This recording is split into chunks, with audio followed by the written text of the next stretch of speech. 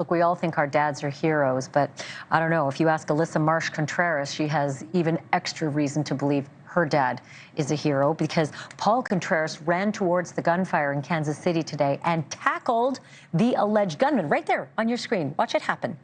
That's Paul taking an alleged gunman down while everyone else is running for the hills and trying to get away and save their lives.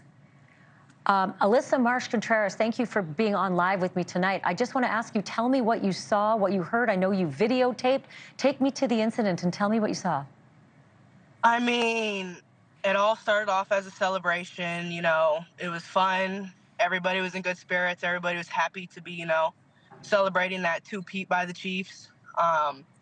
Soon as, speeches and the celebration was all done, everybody just kind of headed back towards their cars when probably 30 seconds to a minute later, as we're walking towards our car, we hear probably 8 to 10 pops, just pop, pop, pop, pop, pop, pop, pop. And like I said, everybody was leaving a big celebration. And I think everybody just kind of assumed it was firecrackers, fireworks, or some sort, until seconds later we see the offenders running. We see multiple cops just chasing them. We continue to walk our same path to get over the bridge. As soon as we meet the sidewalk to get to the bridge, we're at a stopping point. It's kind of barricaded off to where we later found out that one of the suspects had already been apprehended. And then soon enough, the second offender must have just turned around and started running, because I assume he had nowhere to go. Crowd just started running back towards my way. My older sister, my younger sister, they dispersed and run to find safety. As soon as I turned around to see where my dad was, next thing I know is, as soon as I turn, he's jumping on the offender's back, pushing him to the ground, along with another Good Samaritan who jumped on his back to help him push him down. As all this was going on, you see this gun drop out of this man's pocket.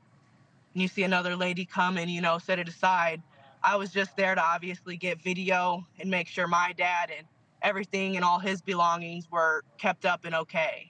So, Alyssa, you said the gun fell out of his pocket. Was it a handgun that fell out of his pocket? It didn't look like a handgun. From what I've heard from multiple people, they say it looked like a sawed-off shotgun. From what I saw, it was probably a foot long, and even this way, it was very long. Did you hear the person who your dad tackled say anything? What did you see, and what did you hear from that alleged gunman? As close as I was, I don't think he said a word. For the most part, my dad and this other Good Samaritan just were basically focused on, keeping this guy down. He had one weapon, and who knew if he had another one. So they just kept him down. His jacket was covering him. From as close as I was, I never heard him say anything. And were your dad and the other Good Samaritan, were they saying anything to this offender? Was he on his stomach? Tell me what it looked like when they were able to pin him down. Yeah, so from the video, you can kind of tell the first Good Samaritan, it looks like he tried to tackle him, and the guy kind of moved out of his way. Then my dad, you see him come in immediately and take him to the ground.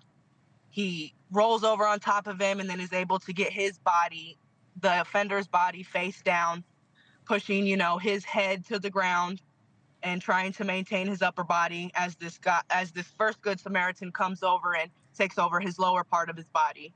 But like I said, I never heard anything. As close as I was from picking up my dad's phone out of his pocket, his hat and glasses, I never heard this offender say anything. What did he look like? Can you give me any sort of description? Would you be able to ID him if you needed to? Oh, yeah, I think I would be able to. He did look fairly young, I would say, upper teens maybe. But yeah, he had on what looked like a worker's jacket, just like a gold jacket, along with some white, whether it's a shirt or hoodie, along with what looked like to be sweats. And was he black, white, Hispanic? What could you tell? He was African-American male. Did you see anybody else that he was running with? And did you get a look at anybody else who you think were also gunmen? Yes, the first man we saw running, he was in an all-black jumpsuit, where we later found out as we left the scene and are walking over the bridge, trying to walk on the sidewalk. We were forced to jump over the barricade to continue walking over the bridge on the street. And yes, he was in an all-black jumpsuit, the first offender they caught. And he was sitting down, handcuffed on the bridge, which I think forced this second offender to run back towards the crowd. And were you able to give all these details to the police? Have you been able to debrief with them about everything you saw? We were not. I don't know if the cops' instincts were to just kind of clear the area and make sure, everybody was safe, and whoever needed to be tended to, like the victims, they were able to get to where they needed to go, which is understandable. But no, we have not been in contact with any type of police or investigators. It's imperative. This is odd for me during a live interview to tell you you've got to call them, you've got to let them know. We'll do the same. They're going to need your eyewitness account. I mean, you are an absolute close part of this, and there is likely a possibility of a prosecution, of a murder prosecution in all of this. Go ahead. Sorry. Go ahead. Oh, nothing. It's just, it's just so crazy to see something like this. You expect something like this to always happen, so far away from you, and to see it on the news, but for it to be just a couple yards, a couple feet away, it's very scary. Life has come like this, especially with guns. Can I ask you, how is your dad? And while you're at it, how's your mom? Because I understand she was right there seeing all of this, right? So my mom was actually not able to come. It was my dad who brought down me, my older sister, along with my younger sister. And so in all that moment, when all the chaos broke out, my younger sister immediately ran when she seen everybody running. It turned into kind of that fight or flight. And she knew, a lot of people are running. I have to join the group and continue to run. To where she, ducked down behind a barricade, to where my older sister came over to me, and, I just told her, go find Ava, And I didn't want to leave my dad's side, because who knew, like I said, this guy could have had another weapon. Of course. He could have had another buddy coming from behind. Thank you for watching. Go to newsnationnow.com to find NewsNation on your television provider. And don't forget to click the red subscribe button below to get more of NewsNation's fact-driven, unbiased coverage.